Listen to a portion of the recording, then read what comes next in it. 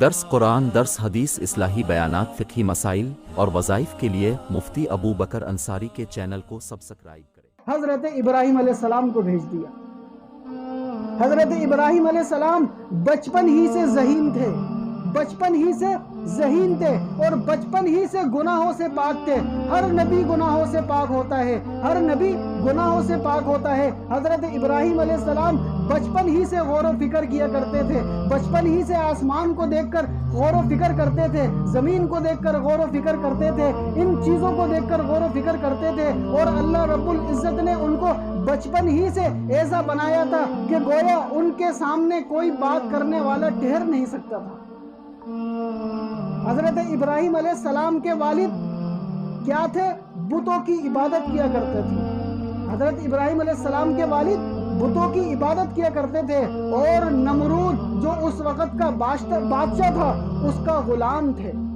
حضرت ابراہیم علیہ السلام اپنے والد سے کہتے کہ تم ان بتوں کو بناتے ہو، تم ان مٹی کے بتوں کو بناتے ہو اور اس کی عبادت کرتے ہو، کیا یہ تمہاری باتیں سنتے ہیں؟ کیا یہ تمہیں دیکھتے ہیں؟ اس طرح کے سوالات کیا کرتے تھے، لیکن ان کے پاس کوئی جواب نہیں ہوتا تھا۔ اسی کو اللہ رب العزت نے قرآن کریم میں اس طرح ارشاد فرمایا، وَإِبْرَاهِيمَ إِذْ قَالَ لِقَوْمِهِ اعْبُدُوا اللَّهَ وَاتَّقُوهُ ذَلِكُمْ خَيْرٌ لَكُمْ إِن كُنتُمْ تَعْلَمُونَ۔ وَإِبْرَاهِيمَ إِذْ قَالَ لِقَوْمِهِ اعْبُدُوا اللَّهَ وَاتَّقُوهُ ذَلِكُمْ خَيْرٌ لَكُمْ إِن كُنتُمْ تَعْلَمُونَ۔ اے لوگو اللہ کی عبادت کرو، اے لوگو اللہ سے ہونے کا یقین رکھو، اے لوگو تم کو اللہ نے پیدا کیا، اے لوگو اللہ ہی تمہیں کھلاتے ہیں، اے لوگو اللہ ہی تمہیں پلاتے ہیں، اے لوگو اللہ ہی کی طرف تمہیں لوٹ کر جانا ہے، اے لوگو اس بادشاہ نمرود کی باتوں میں مت آؤ، اے لوگو ان بتوں کی عبادت چھوڑ دو، اے لوگو یہ جو تم اپنے ہاتھوں سے بت بناتے ہو، یہ جو اپنے ہاتھوں سے تم ان بتوں کو تراشتے ہو، ان کی عبادت چھوڑ دو، یہ تو کچھ بھی نہیں کر سکتے، یہ تو نہ تمہیں نفع دے سکتے ہیں نہ تمہیں نقصان پہنچا سکتے ہیں، تم ان بتوں کی عبادت چھوڑ دو۔ لیکن اس کے باوجود ابراہیم علیہ السلام کی یہ باتیں ان لوگوں کے سمجھ میں نہیں آتی تھی۔ اسی جگہ ایک اور جگہ اللہ رب العزت انہی الفاظوں کو دوسرے الفاظ میں نقل کرتے ہیں، وَإِذْ قَالَ إِبْرَاهِيمُ لِأَبِيهِ آزَرَ۔ یہاں پر ابراہیم علیہ السلام کے والد کا نام بھی بتایا۔ حضرت ابراہیم علیہ السلام کے والد کا نام تھا آزر۔ کیا نام تھا؟ آزر۔ وَإِذْ قَالَ إِبْرَاهِيمُ لِأَبِيهِ آزَرَ، کہ جب کہا ابراہیم علیہ السلام نے اپنے والد آزر کو کہ میں تمہیں دیکھتا ہوں کہ تم اور تمہاری قوم گمراہی میں مبتلا ہے۔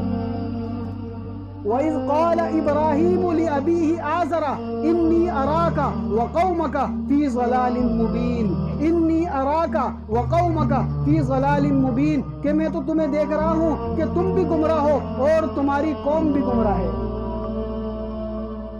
اس کے بعد حضرت ابراہیم علیہ السلام مختلف لوگوں کو اللہ رب العزت کی نشانیاں دکھاتے، یہ دیکھو یہ سورج اللہ نے کیسے بنایا، یہ دیکھو چاند اللہ نے کیسے بنایا، یہ دیکھو رات اللہ پاک کیسے لے کر آتے ہیں، یہ دیکھو دن اللہ پاک کیسے لے کر آتے ہیں، کیا تم دیکھتے نہیں؟ قرآن کریم میں اللہ رب العزت ارشاد فرما رہے ہیں، وَالشَّمْسُ تَجْرِي لِمُسْتَقَرٍّ لَهَا وَالشَّمْسُ تَجْرِي لِمُسْتَقَرٍّ لَهَا ذَلِكَ تَقْدِيرُ الْعَزِيزِ الْعَلِيمِ۔ اور سورج کو ذرا غور کرو کہ کس طریقے سے اللہ رب العزت کے حکم کے مطابق وہ اپنے دائرے میں نکلتا ہے، وہ اپنے وقت پر نکلتا ہے اور اپنے وقت سے غروب ہو جاتا ہے۔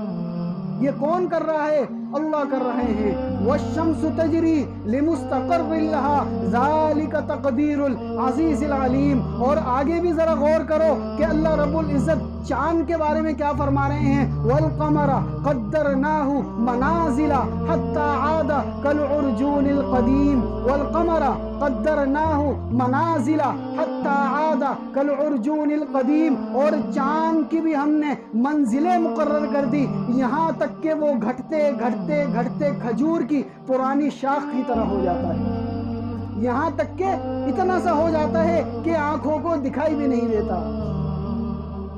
تو ابراہیم علیہ السلام اپنی قوم کو دعوت دے رہے ہیں، اپنی قوم والوں کو اللہ کی نشانیاں بتا رہے ہیں کہ لوگوں ذرا غور تو کرو، ذرا غور تو کرو کہ اللہ رب العزت نے کتنا بڑا سورج بنایا جو زمین سے بھی کئی گنا بڑا ہے، کتنا بڑا چاند بنایا جو زمین سے بھی کئی گنا بڑا ہے، تم غور و فکر نہیں کرتے؟